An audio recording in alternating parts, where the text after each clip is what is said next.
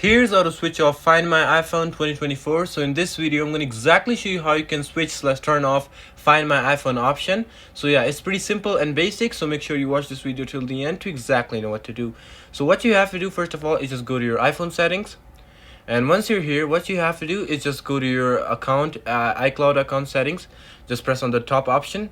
And once you do this, you will be right over here. So what you have to do is just press on Find My right over here.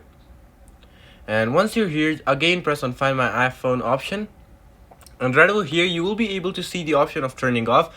But once you press the option of Find My iPhone and you turn it off, it will immediately ask you for your iCloud account password.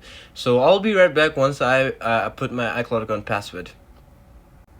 So here, as you can see, I've successfully turned off Find My iPhone.